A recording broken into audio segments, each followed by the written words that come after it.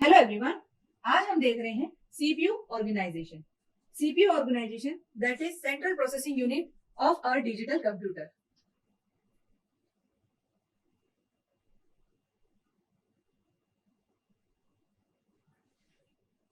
जो सीपीयू है वो हमारे जैसे उसके नाम में ही है प्रोसेसिंग, क्या करता है? प्रोसेस करता है। किसे? इंस्ट्रक्शंस को प्रोसेस करता है।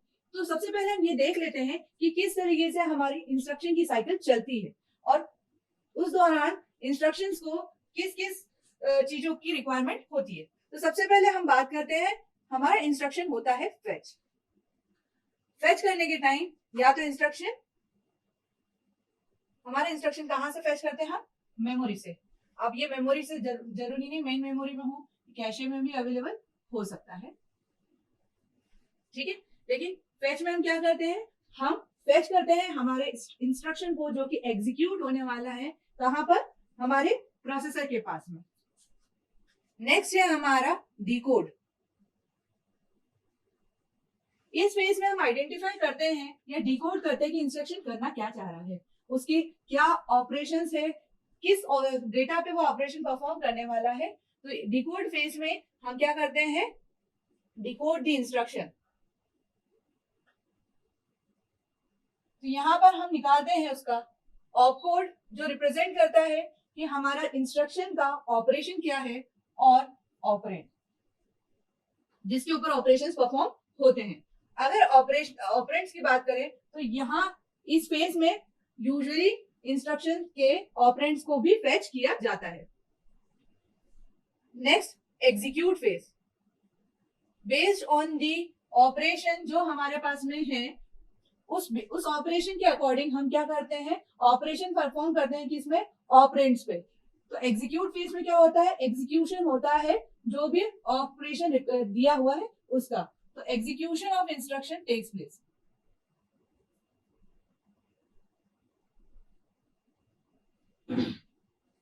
फिर होता है हमारा ड्यूरिंग दिस फेज, अगर हमारे पास में कोई आईओ ऑपरेशन आ रहा है तो हम उसे आईओ ऑपरेशन के लिए मेमोरी एक्सेस करते हैं, इसे हम बोलते हैं मेमोरी एक्सेस फेज।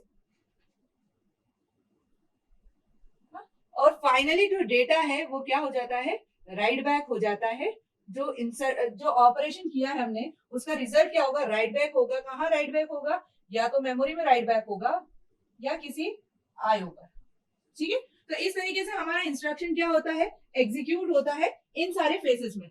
तो आप देख पा रहे होंगे कि यहाँ हमें क्या क्या चीजें की रिक्वायरमेंट है। सबसे पहले हम किस इंस्ट्रक्शन को हमें फेच करना है, हमें एड्रेस ऑफ इंस्ट्रक्शन पता होना चाहिए।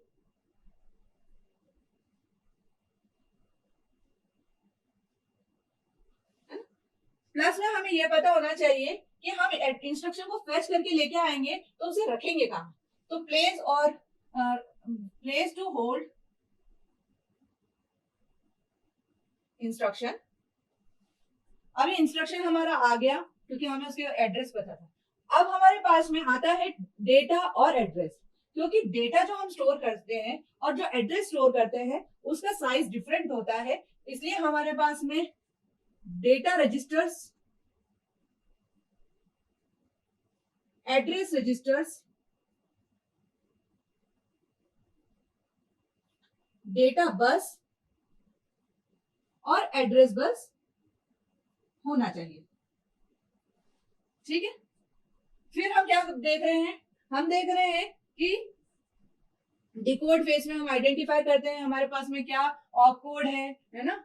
और फिर एग्जीक्यूट फेज में हम देख रहे हैं एग्जीक्यूशन ऑफ इंस्ट्रक्शन। तो एग्जीक्यूशन कहाँ होगा? उस इंस्ट्रक्शन में क्या ऑप कोड दिया है उसके बेसिस पे हमारे पास में क्या होना चाहिए? एक यूनिट होना चाहिए, यूनिट टू परफॉर्म कैलकुलेशंस और basically operations asked by the instruction, ठीक है। उसके बाद में हमारे पास में मेमोरी एक्सेस करने के लिए इंस्ट्रक्शन और देन राइट बैक। ये कैलकुलेशंस हो जाएंगे। उसके बाद में क्या करेंगे? हम इन कैलकुलेशंस को, आप देख सकते हैं कि बहुत सारी चीजें या बहुत सारे ऑपरेशंस होंगे, तो कौन से ऑपरेशंस पहले होंगे, कौन से ऑपरेशंस बाद में होंगे, ये भी हमें देखना पड़ेगा। So we have to control those operation, control the operations performed by the processor. तो आप देख सकते हैं हमारी रिक्वायरमेंट क्या क्या है कि हमें इंस्ट्रक्शन को होल्ड करना है, हमें इंस्ट्रक्शन का एड्रेस पता होना चाहिए, हमें डेटा रजिस्टर्स होना चाहिए, हमारे पास एड्रेस रजिस्टर्स होना चाहिए, और ये बहुत सारी बेसिक रिक्वायरमेंट हमारे पास में दिख रही है बेस्ड ऑन हमारे इंस्ट्रक्शन के फेसेस। इसी के को देखते हुए एक बेसिक मॉडल हम देखते हैं कि हमारे पास में क्या होगा। तो सबसे पहले हम बात कर लेते हैं सीपीयू में।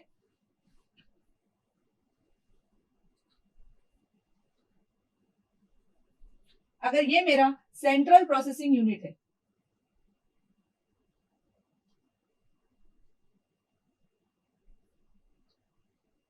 तो इसमें क्या क्या होना चाहिए? Address of instruction. तो हमारे पास में एक रजिस्टर होता है जिसका नाम है क्या? Program counter. Program counter hold करता है address of instruction to be executed. जो भी नेक्स्ट इंस्ट्रक्शन एग्जीक्यूट होने वाला है उसका एड्रेस को होल्ड कौन करता है? हमारा प्रोग्राम काउंटर। जब हमारा इंस्ट्रक्शन फेच हो जाता है ना, on the basis of address, तो हमें हमारे पास में क्या होता है? इंस्ट्रक्शन रजिस्टर, जिसको हम बोलते हैं IR, जो कि क्या करता है? जो इंस्ट्रक्शन आ गया है, फेच होके आ गया है, उसे होल्ड करने के लिए इंस्ट्रक्शन रजिस्टर। अब हमारे पास में मेमोरी से आया हुआ डेटा और मेमोरी से कौन सा डेटा लेकर आना है, वो दो इंफॉर्मेशन है। तो वो दो इंफॉर्मेशन के लिए हमारे पास में होता है मेमोरी एड्रेस रजिस्टर। मेमोरी से कहां से डेटा हमें फेच करना है या कहां से इंस्ट्रक्शन फेच करना है, वो हमें कैसे पता चलता है? Memory address register. और MDR जो कि क्या करता है? उस डेटा को होल्ड करता है। तो मेमोरी डेटा रजिस्टर या मेमोरी बफर रजिस्टर नाम से आपने सुना होगा। तो आप देख पा रहे हैं कि हमारे पास में सबसे पहले क्या आ गए? 4 रजिस्टर्स। और भी कुछ जनरल रजिस्टर्स हमारे पास में अवेलेबल होंगे, क्योंकि हमारे पास में ये तो हम क्या बोल रहे हैं, स्पेशल रजिस्टर्स हो गए। तो कुछ सेट ऑफ रजिस्टर्स हम बोल सकते हैं जो हमारे पास में सिस्टम में अवेलेबल होंगे। अब वो उनकी रिक्वायरमेंट क्यों लगेगी वो भी हम देखेंगे। Then a unit for calculation और परफॉर्मिंग ऑपरेशंस। तो हम लोग जानते हैं कि हमारे पास में क्या है? अरिथमेटिक लॉजिक यूनिट, जिसको हम क्या बोलते हैं? ALU। वो हमारे पास में है, जो कि क्या करती है? हमारे पास जो ऑपरेंड आए हैं उस पे अरिथमेटिक और लॉजिकल ऑपरेशंस परफॉर्म करती है। तो अरिथमेटिक लॉजिक यूनिट क्या करती है? अरिथमेटिक और लॉजिकल ऑपरेशंस परफॉर्म करती है on the data arrived at us.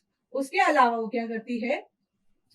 उसके अलावा वो कॉम्प्लीमेंट लेना या शिफ्टर्स,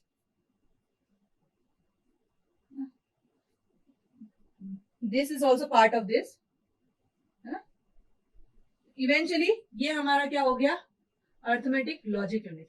अब हमने क्या बात की थी कि हमारे पास में रजिस्टर्स हो गए, हमारे पास में वो यूनिट हो गई जो ऑपरेशंस को परफॉर्म करेगी। अब हमारे पास में वो यूनिट होना चाहिए जो हमारे ऑपरेशंस को कंट्रोल करेगी, that is our control unit. Control unit control signals की हेल्प से हमें हमारे प्रोसेसर के जितने भी ऑपरेशंस है या मेमोरी के जितने भी ऑपरेशंस है उनको क्या करती है? उन्हें सुपरवाइज करती है। इन सब के बीच में क्या होगी? एक इंटरनल बस होगी जो कि डेटा यहां से भी लेगी, यहां से भी लेगी, और इन सभी से भी डेटा लेगी या एक दूसरे से इनको कनेक्टेड रखेगी। तो ये एक इंटरनल बस है हमारे पास में। और जितने भी कंपोनेंट्स को एक दूसरे से कनेक्ट करना है, तो हम with the help of 3 gate buffer, 3 state buffer, जो कि हमारा एक ऐसा सर्किट है जो 3 स्टेट्स रखता है, 0, लॉजिकल 1 और हाई इंपिडेंस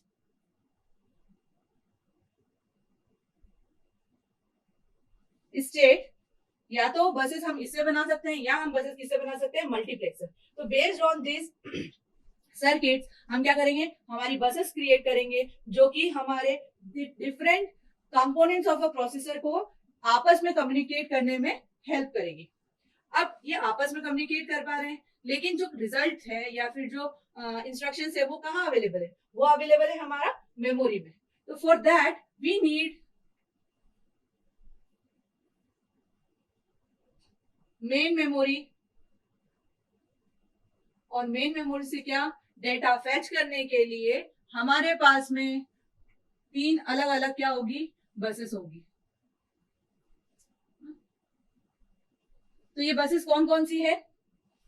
पहली बस हमारी बात कर लेते हैं हम, है डेटा बस। दूसरी बस है हमारी एड्रेस बस। और तीसरी बस है हमारी कंट्रोल बस। ठीक है। क्यों हम लोगों को बस की रिक्वायरमेंट है between main memory and CPU? क्योंकि हमें क्या करना है, इंस्ट्रक्शंस कहां से लेके आना है, मेन मेमोरी से लेके आना है, या हमें इंस्ट्रक्शंस को स्टोर करना है या डेटा को स्टोर करना है, मेन मेमोरी में स्टोर करना है। तो इवेंचुअली हमें एक बस चाहिए। तो वो बस अब हमें एक ही बस रख लेते हैं। तो क्या है, हमारे पास में चाहे वो एड्रेस हो, चाहे वो डेटा हो, चाहे वो कंट्रोल सिग्नल्स हो, सभी को रिप्रेजेंट करने के लिए जो नंबर ऑफ बिट्स है वो डिफरेंट है। तो we are just separating them out on the basis of number of bits, है ना। एड्रेस हमारा 48 बिट्स का हो सकता है, हमारा डेटा जो है वो 32 बिट का है, 64 बिट का हो सकता है। It is dependent on the आपका जो भी आर्किटेक्चर है उसके ऊपर। अब बात कर लेते हैं कि हमारे यहाँ कनेक्शंस किसके और किसके बीच में होगा। तो एड्रेस जो जनरेट होगा, है ना, तो एड्रेस बस से जो हम कम्युनिकेट करेंगे वो क्या करेगा, वो सिस्टम जनरेट करेगा किसके लिए, मेन मेमोरी के लिए। तो मेन मेमोरी के लिए एड्रेस कौन जनरेट करेगा, सिस्टम करेगा। तो ये यूनिडायरेक्शनल है, ठीक है, क्या, एड्रेस बस, है ना। एड्रेस बस से सीपीयू से एड्रेस जाएगा कि हमें ये इंस्ट्रक्शन लेके आओ, हमें ये इंस्ट्रक्शन में डाटा, सॉरी, हमें इस एड्रेस पे से इंस्ट्रक्शन लेके आओ, इस एड्रेस पे से डेटा लेके आओ, या इस एड्रेस पर डेटा स्टोर करो। ठीक है। तो सीपीयू जनरेट करेगा क्या, आपका एड्रेस जनरेट करेगा। अब डेटा की बात करें तो हमारा डेटा क्या है, सीपीयू से मेन मेमोरी और मेन मेमोरी से सीपीयू दोनों तरफ। तो जो डेटा वाली हमारी बस है वो कैसी होगी, हमारी बाई डायरेक्शनल। जो डेटा वाली बस हमारी बाई डायरेक्शनल बना दो।